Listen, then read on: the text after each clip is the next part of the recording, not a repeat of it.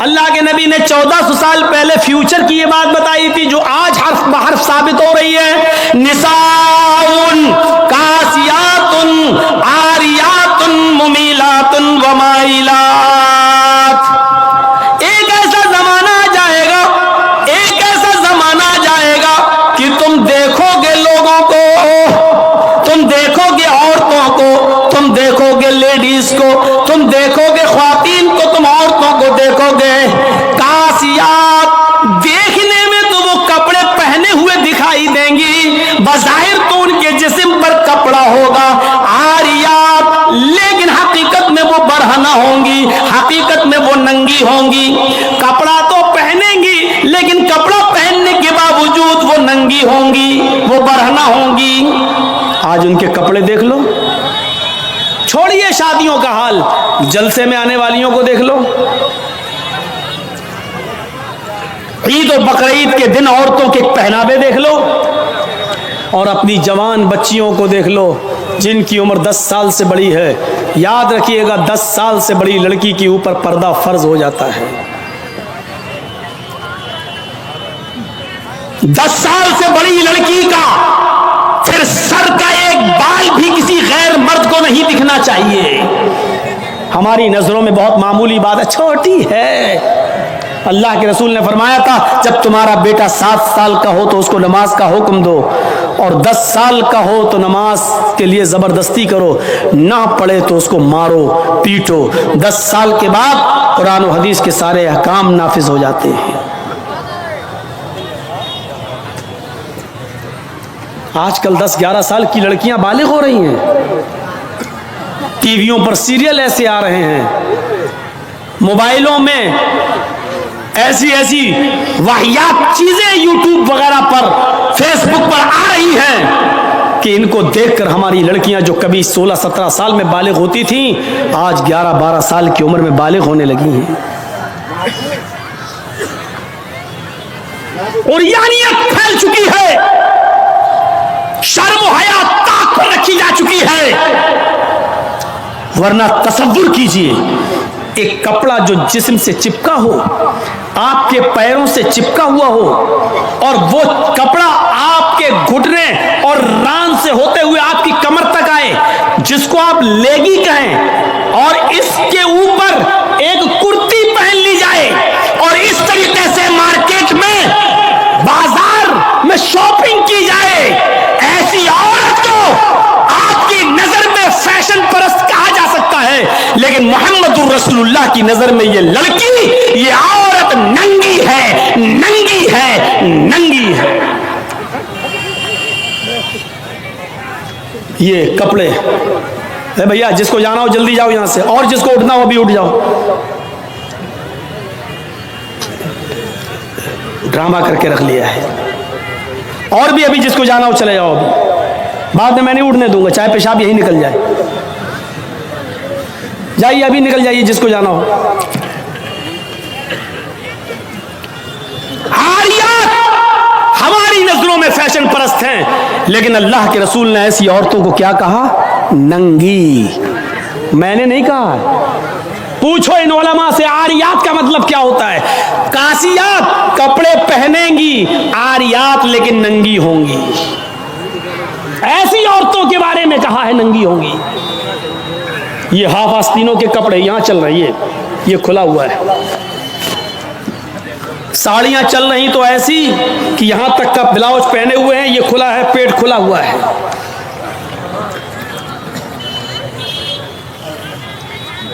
اور جو چند برقعے اب چل بھی رہے ہیں بہار بنگال میں، پہلے تو چلتے نہیں تھے، تو اب برقعوں میں بھی ڈیزائن چلنے لگی ہے.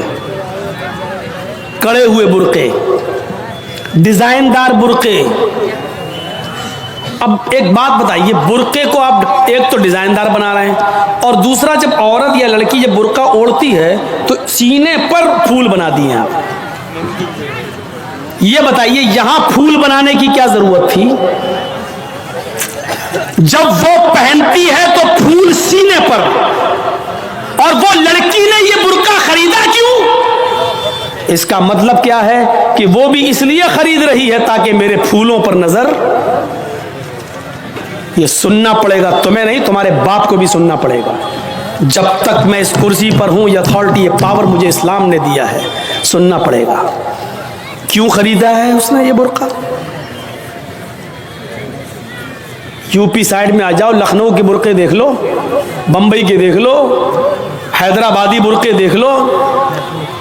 قسم خدا کی اب برقعے نہیں رہ گئے. اب 60 سال کی بڈھی بھی اوڑھ لے تو ایسا لگتا ہے جیسے وہ 18 سال کی لڑکی جا رہی ہے. یہ برقعے ایک بار سچا واقعہ ہے. 60 65 70 سال کی بڑھیا ایسا ہی برقع اوڑھ کے چہرہ چھپا کے جا رہی تھی دھیرے دھیرے. بھائی بڈھی تھی، وہ دھیرے دھیرے چل رہی تھی، تو ایک لڑکا اس کا پیچھا کرنے لگا. 20-22 سال کا لڑکا اس بڈھی کا پیچھا کرنے لگا، کیونکہ جو سوچنے لگا برقع اتنا خوبصورت ہے تو برقعے کے اندر کتنا خوبصورت مال ہوگا، برقعے والی کیسی ہوگی. اس کا پیچھا کرنے لگا. بڑھیا دھیرے دھیرے چل رہی، لڑکا سمجھ رہا مجھے لفٹ دے رہی ہے، میری وجہ سے دھیرے دھیرے چل رہی، جبکہ وہ اپنی کمزوری کی وجہ سے دھیرے دھیرے چل رہی.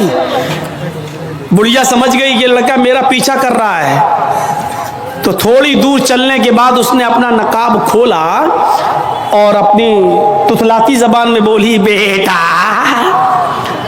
لڑکے کا تو موڈ خراب ہو گیا، کم بخت میرا تو معاملہ ہی گڑبڑ ہو گیا.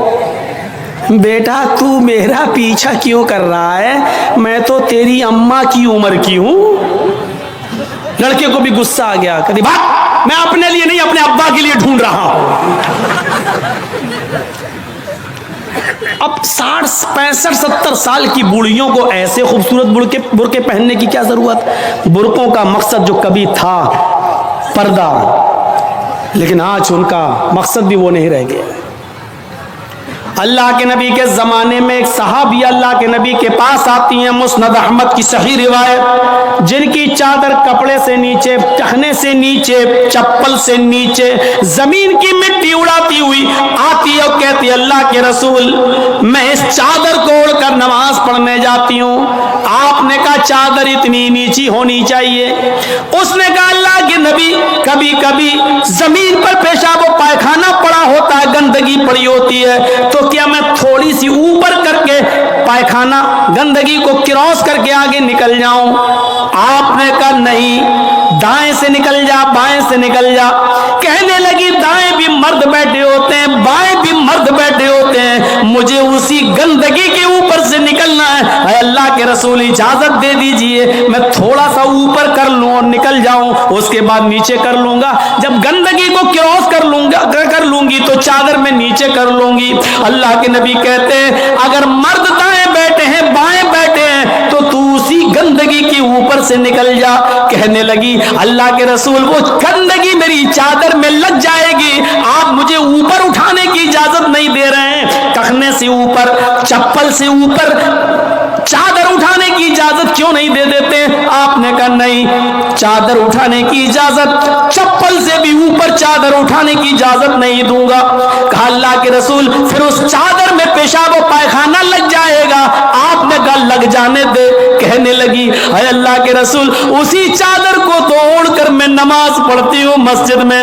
جب اوپر عورتوں کا الگ انتظام ہوتا ہے یا پردے میں عورتوں کا انتظام ہوتا ہے تو میں اسی چادر کو اوڑھے اوڑھے نماز پڑھتی ہوں. آپ نے کہا اسی چادر کو اوڑھ کر نماز پڑھ لے. کہنے لگی اس میں پیشاب و پائخانہ لگ جائے گا، کیا اسی اور چادر کو اوڑھ کر نماز پڑھ لوں؟ آپ نے فرمایا ہاں اے عورت، جب پیشاب و پائخانہ تیری چادر میں لگے گا، جب تو آگے بڑھے گی تو تیری چادر زمین پر پڑی ہوئی مٹی سے رگڑ کھائے گی، کیونکہ تیری چادر نیچے ہے. جب پیشاب و پائخانہ اس میں بھر جائے گا، جب تو آگے بڑھے گی تو زمین پر پڑی ہوئی مٹی پر تیری چادر رگڑ کھائے گی، اور زمین پر پڑی ہوئی مٹی سے رگڑنے کی وجہ سے زمین کی پاک مٹی تیری چادر کو پاک کر دے گی. لیکن تجھے چادر اٹھانے کی اجازت نہیں، اسی چادر میں تو نماز پڑھ لے. گندگی لگتی ہے تو لگ جانے دے، آگے بڑھے گی تو زمین پر پڑی ہوئی پاک مٹی تیری چادر کو پاک کر دے گی. میرے بھائیوں پیشاب و پائخانہ دیکھ کر بھی اللہ کے رسول نے عورت کو چادر اٹھانے کی اجازت نہیں دی. میری بہنوں تمہارے دل کیسے گوارا کر لیتے ہیں جلسوں میں بھی چوڑیاں خریدنے کے لیے, بیلونز خریدنے کے لیے, جلیبیاں خریدنے کے لیے تم کس طریقے سے لیڈیز پنڈال سے نکل کر تم بازاروں میں گھوم لیتی ہو. شرم آنی چاہیے. تمہارے کلیجے اور تمہارے دل کیسے گوارا کر لیتے ہیں کہ لڑکے اور لڑکیاں ایک جگہ شاپنگ کریں, دکانداری کریں, خریداری کریں. یہ تمہارے کلیجے تمہارے ضمیر کیسے گوارا کر لیتے ہیں. جبکہ اللہ کے نبی فرماتے ہیں لا یخلون رجل بامرأۃ الا کان ثالثہما الشیطان. کوئی مرد کسی عورت سے تنہائی میں نہ ملے, کوئی مرد کسی عورت سے اکیلے میں نہ ملے کہ اس میں تیسرا شیطان ہوتا ہے, اس میں تیسرا بہکانے والا شیطان ہوتا ہے. میرے بھائیوں, اسلام کا قانون یہی ہے, اسلام کا نظام یہی ہے. ایک عورت, اس کا شوہر مر چکا ہے, عورت کے پاس بہت زیادہ پیسہ ہے, وہ حج کرنا جانا چاہتی ہے, شوہر انتقال کر گیا, اب عورت اکیلے حج کرنے نہیں جا سکتی ہے, جبکہ مستطیع ہے, صاحب استطاعت ہے, حج کرنے جانا چاہتی ہے, اچھا کام کرنے جانا چاہتی ہے. اسلام کہتا ہے کہ تیرا شوہر نہیں ہے تو بھائی کے ساتھ جا, بھائی نہیں ہے تو باپ کے ساتھ جا, باپ نہیں ہے تو بیٹے کے ساتھ جا, لیکن کسی محرم کا ہونا ضروری ہے, اس کے ساتھ جا. چیخ کر عورت کہتی ہے کوئی نہیں ہے, میرے پاس دولت ہے. اللہ کے نبی کہتے ہیں پھر دولت سنبھال کر اپنے پاس رکھ. اگر تیرا بھائی نہیں ہے, بیٹا نہیں ہے, شوہر نہیں ہے, باپ نہیں ہے, کوئی محرم نہیں ہے تو تو اکیلے حج کرنے نہیں جا سکتی ہے. نہیں, اے اللہ کے نبی, میرا پڑوس میں بڑا اچھا نیک حاجی نمازی نیک آدمی رہتا ہے, میں اس کو بھائی بنا لیتی ہوں, چلی جاؤں. فرمایا نہیں نہیں, منہ بھولے بھائی کو بھائی بنا کر اس کے ساتھ تم حج کرنے نہیں جا سکتی ہو, اس لیے کہ اپنے منہ سے کسی کو بھائی بولنے سے وہ تمہارا سگا بھائی نہیں ہو جائے گا, اپنے منہ سے کسی کو بیٹا بول دینے سے وہ بیٹا نہیں ہو جائے گا. تم کسی کو بیٹا بول دو, بھائی بول دو, جو چاہو بول دو, لیکن اسلام یہ کہتا ہے کہ اس کے ساتھ بھی عورت کو اجازت نہیں ہے کہ وہ حج کرنے جائے. اگر کوئی نہیں ہے تو مت جاؤ, لیکن اسلام اس بات کی اجازت نہیں دیتا ہے کہ تم اکیلے جاؤ یا کسی کو بہن, کسی کو بھائی یا بیٹا بنا کر جاؤ, اس بات کی اجازت نہیں دیتا. اسلام ایک عبادت میں, حج جیسی عبادت میں بھی عورت کو کسی غیر مرد کو منہ بولے بھائی اور منہ بولے بیٹے کے ساتھ بھی جانے کی اجازت نہیں دیتا. تو میرے بھائیوں, جب خانے کعبہ میں جانے کی اجازت نہیں دیتا ہے, صفا مروہ کی سعی کی اجازت نہیں دیتا ہے, اتنی خوبصورت عبادت کی اجازت نہیں دیتا ہے, تو بازاروں میں اکیلے گھوم کر شاپنگ کرنے کی اجازت کیسے دے گا؟ پھر بازار کے اندر عورت کو اکیلے جانے کی اجازت کیسے دے گا؟ اتنی خوبصورت عبادت کرنے کی اجازت نہیں دیتا ہے, اتنی خوبصورت عبادت کرنے کی اجازت نہیں دیتا ہے. تو میرے بھائیوں, پھر عورت کو بازاروں میں گھومنے کی اجازت کیسے دے گا؟ پھر بازار میں گھومنے اور بازار میں سیر و تفریح کی اجازت کیسے دے گا؟ ہماری ماں بہنوں کو اس بات کو سوچنا چاہیے, غور کرنا چاہیے, سنجیدگی سے اس کو لینا چاہیے. ایک زمانہ تھا, حضرت فاطمہ کہہ رہی ہیں اے علی, میں اتنی بیمار ہوں, اتنی بیمار ہوں, لگتا نہیں کہ اس بیماری میں بچ پاؤں گی.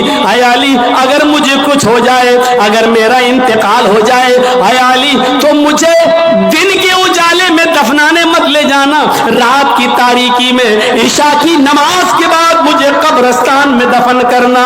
حضرت علی نے کہا اے فاطمہ, ایسا کیوں کہہ رہی ہو؟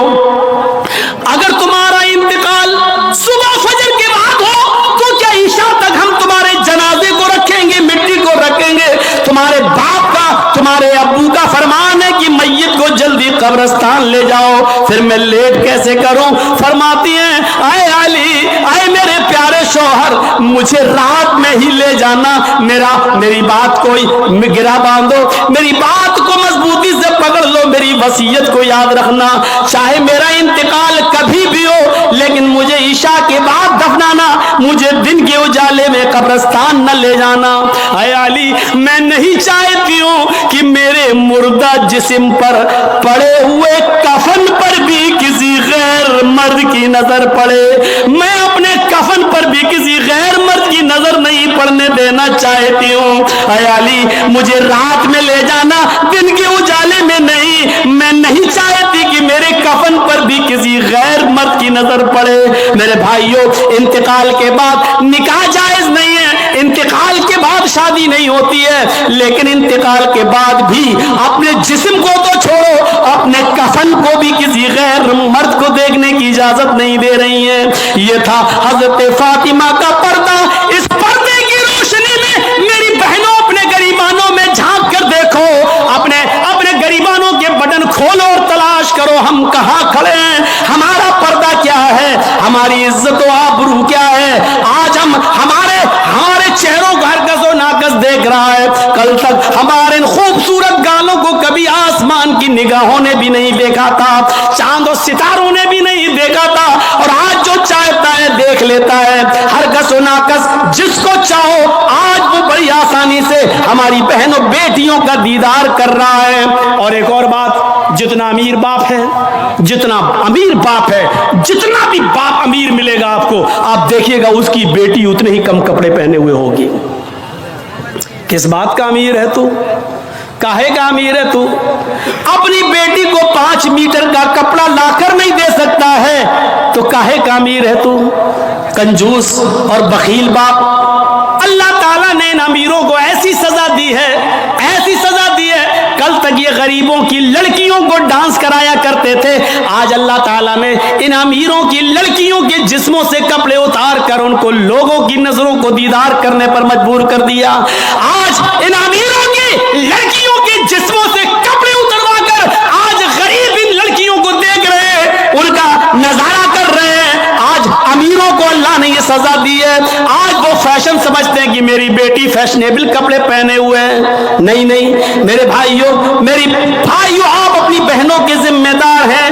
اللہ کے نبی نے فرمایا کہ جس لڑکی کا باپ جس کی بیٹی بے پردہ گھومے وہ باپ دیوس ہے, جس کی بہن بے پردہ گھومے وہ بھائی دیوس ہے, جس کی بیٹی بے پردہ گھومے وہ باپ دیوس ہے, جس کی بیوی بے پردہ گھومے وہ شوہر دیوس ہے.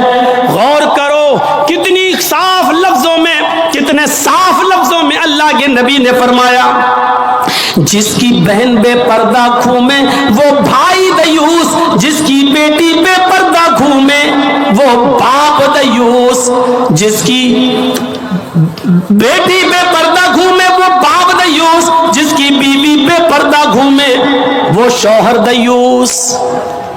اب دیوس کا معنی اگر ہم سمجھ جائیں تو سارا معاملہ حل ہو جائے.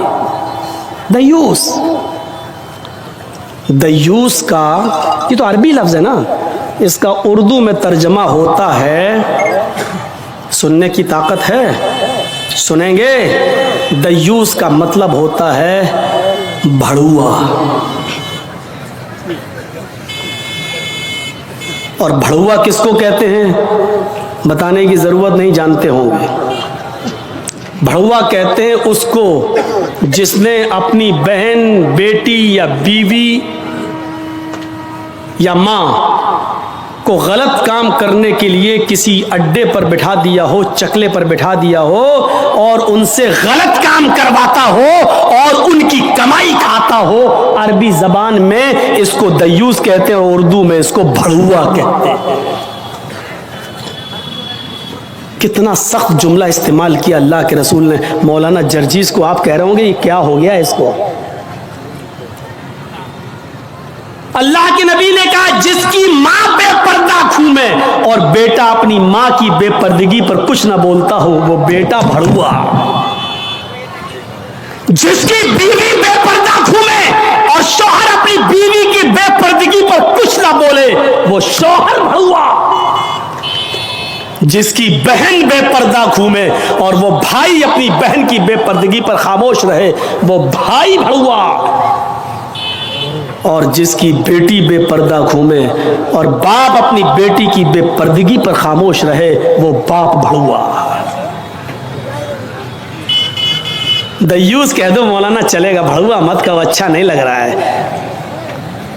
ہم کب کہہ رہے ہیں کہ اچھا لگ رہا ہے؟ ہم کو اچھا لگانا کب ہے؟ جب اچھا ہی لگنے لگے تو فائدہ کیا ہے؟ انجیکشن ایسے لگاؤ درد نہ ہو باسا۔ ایسا ہو سکتا ہے کہ انجیکشن لگے اور درد نہ ہو؟ انجیکشن بھی لگوانا چاہتے ہو اور درد بھی نہیں چاہتے ہو، تب تو ہومیوپیتھک دوا لے لو، میٹھی گولیاں کھا لو جو مرنے کے بعد فائدہ کرتی ہے۔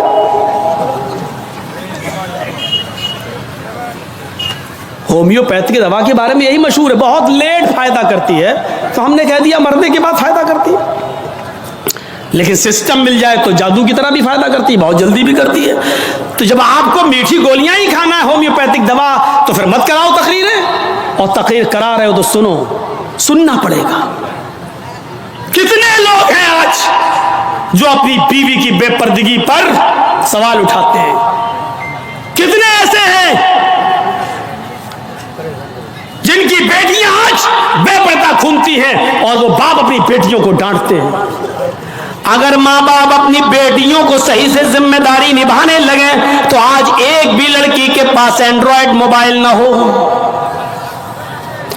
ہماری 18-20 سال کی لڑکی جس کی شادی نہیں ہوئی گھر پہ رہتی ہے، اس کے ہاتھ میں اینڈرائڈ موبائل، چیخ چیخ کے بتا رہا ہے کہ باپ کی تربیت میں کمی ہے، باپ اپنی بیٹی پر پورا کا پورا حکمراں نہیں ہے، حاکم نہیں ہے، یا یہ کہہ رہا ہے بیٹی کے ہاتھ میں وہ اینڈرائڈ موبائل چیخ چیخ کے کہہ رہا ہے، یہ باپ نہ کہہ رہا ہے، بیٹی کے آگے باپ کی نہیں چل رہی ہے، باپ مجبور ہو چکا ہے۔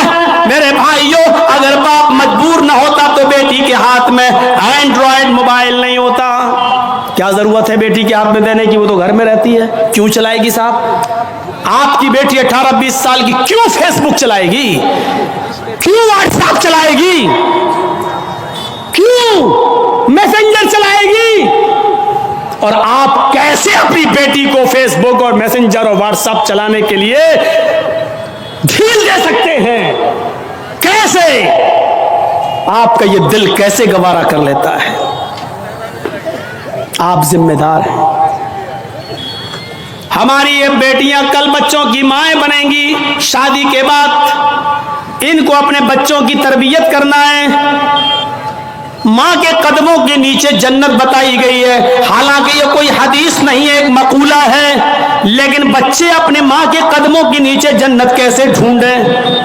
یہ آج کل کی ماں کے قدموں کے نیچے جنت ہے؟ جس کو خود نہیں معلوم کہ قدم میرے کہاں ہیں، اس کے قدموں کے نیچے بچے جنت ڈھونڈیں گے؟ ہمیں سوچنا ہے، ہمیں اپنی بیٹیوں کی تربیت کرنا ہے۔ امام احمد ابن حنبل اپنی مسند کے اندر ایک واقعہ نقل کرتے ہیں کہ ایک صحابیہ تھی، ان کے گھر میں ایک بچہ پیدا ہوا۔ ایک صحابیہ تھی، ان کے گھر میں ایک بچہ پیدا ہوا۔ جب بچہ پیشاب کرتا تھا تو وہ پانی کا لوٹا اس بچے کی شرمگاہ پہ ڈال دیتی تھی۔ جیسی بچے نے پیشاب کیا وہ پانی لاتی اور شرمگاہ پہ ڈال دیتی۔ وہ صحابیہ کہتی ہیں میرا بیٹا جب چلنے کے لائق ہوا، پہلا دن تھا اس کا چلنے کا، پہلا دن تھا میرے بیٹے کے چلنے کا، پہلا دن تھا میرا بیٹا کھڑے ہو گیا، جب چلا میرے بیٹے کو جب پیشاب کی ضرورت محسوس ہوئی تو اس نے پانی کا برتن دیکھنا شروع کر دیا۔ ماں کہتی ہے کہ میں دیکھ رہی تھی اپنے بیٹے کو، جب بھی وہ پیشاب کرتا تھا تو میں پانی اس کی شرمگاہ پہ ڈال دیتی تھی۔ آج دیکھتی ہوں میرا بیٹا چل رہا ہے، دیکھتی ہوں یہ کیا کرتا ہے۔ جب بیٹا پہلا دن چلنے کے لائق ہوا، پہلا دن تھا، تو بیٹے نے پانی کا پیالہ اٹھایا اور دونوں ہاتھ سے پکڑ کر دھیرے دھیرے چلا اور ایک کونے میں جا کر بیٹھ گیا، پیشاب کیا، اور پیشاب کرنے کے بعد وہ پانی کا پیالہ اپنی شرمگاہ پہ ڈالنے لگا۔ اس کو استنجا کرنا نہیں آتا تھا، اس کو دھونے کا تمیز بھی نہیں معلوم تھا، اس کو پتہ ہی نہیں، لیکن وہ ویسا ہی کر رہا ہے جیسی اس کی ماں نے اس کو بتایا، جیسے اس کی ماں اس کے ساتھ کر دیتی تھی۔ وہ پانی کا پیالہ اٹھا کر اپنی شرمگاہ پہ ڈال لیا اور خالی پیالہ لے کر اپنی ماں کے پاس آ گیا۔ ماں کی آنکھوں میں آنسو آ گئے، آسمان پر نظر ڈال کر کہتی ہے فزت برب الکعبہ، کعبے کے رب کی قسم میں کامیاب ہو گئی، اللہ کی قسم میں کامیاب ہو گئی۔ अपने बच्चे को जो सिखाना चाहती थी मेरे बच्चे ने वो सीख लिया। मैं अपने बच्चे को जो तरबियत देना चाहती थी मेरे बच्चे ने वो तरबियत हासिल कर ली। मुझे उम्मीद है कि मेरा बच्चा कभी नापाक नहीं रहेगा। मेरा बच्चा जब भी पेशाब करेगा तो पानी जरूर ले जाएगा और इस्तिंजा करेगा। उस जमाने की माएं अपने बच्चों को बचपन से ये आदतें डलवाती थी, और आजकल की माँ देख लो अपने बच्चे का अंडरवियर नेकर उतार कर कहती बेटा यहाँ खड़े होकर पेशाब कर ले। ये माएं अपने बच्चों को क्या तरबियत देंगी।